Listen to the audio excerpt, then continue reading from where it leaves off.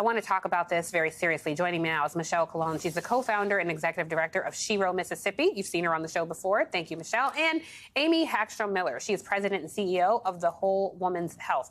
Thank you both for being here.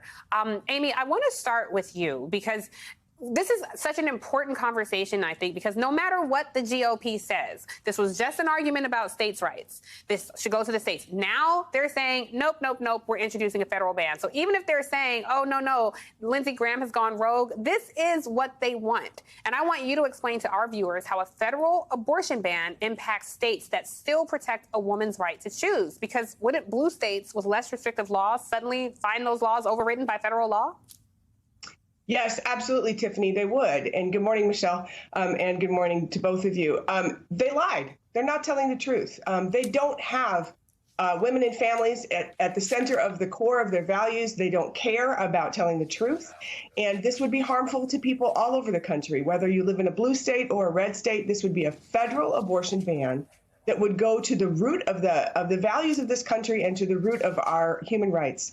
The vast majority of people in this country don't support this kind of ban, and people are up in arms already about the restrictions that we have seen happen since Roe fell at the end of June. We've lost access to a safe abortion in at least 13, I think maybe 14 states already in these last 10 weeks. A federal abortion ban would be incredibly harmful to the health and well-being of everybody, not just women, of families, of communities, of public health outcomes, of maternal mortality. This is incredibly harmful, and they did not tell the truth when they pretended that they were putting this back to the states. Look at Kansas. Right. And just this week, West Virginia, Governor Jim Justice yesterday signed a bill that bans nearly all abortions in the state. Indiana, that ban passed by state legislature, went into effect on Thursday. Michelle, this women of color, Black women in particular, will be disproportionately impacted by this. The interesting thing about the people who purport to care about life, Black women are nearly 4 times more likely to die than white women when it comes to maternal health. Tell me what a federal abortion ban would do to the folks in your state and what you're dealing with. Well, right now, what we're dealing with, I can tell you this week, Shero has assisted with getting 5 individuals out of the state across country to get safe legal abortion care. What this national abortion ban, this proposed national abortion ban will do is it will cripple this country even more so in regards to abortion rights. And any ban on abortion rights or access is extreme. And they all need to be repealed immediately because they are oppressive, misogynistic, and deadly.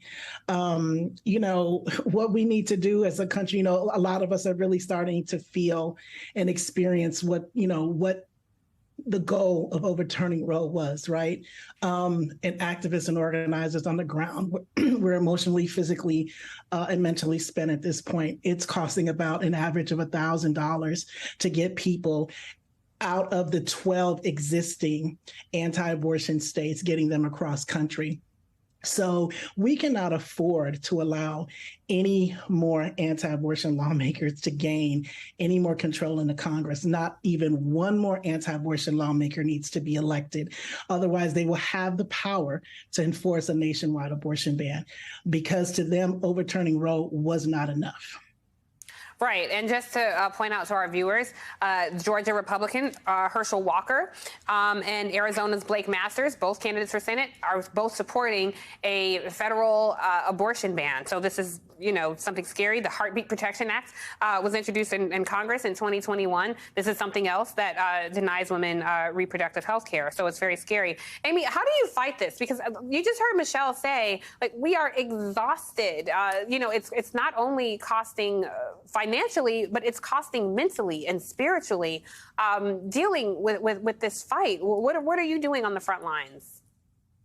Absolutely. Michelle's right. I mean, our teams in the Whole Woman's Health clinics are exhausted. You know, we've already had to cease abortion care services in 5 of our clinics just since the end of June.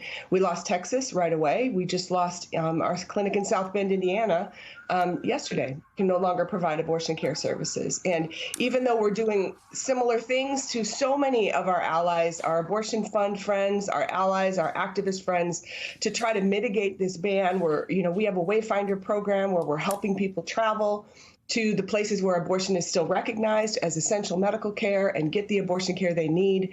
And like Michelle said, it's costing so much money, and so many of the people who need abortion care are already parenting. They're working families, and they can't just pick up and drive a couple of days over state lines. Keep in mind, the abortion is much safer than the drive. At any point in pregnancy, abortion is always safer than delivery. And we have to question the sort of blanket statements our opposition is making here. They don't have public health in mind. They're not supporting their statements with facts and with the real ways that people live their lives in our communities. And we're doing all we can to mitigate this damage. We are trying to help people travel, but it's going to take everyone in this country to restore the access to the fundamental human rights that include access to safe and legal abortion in our communities.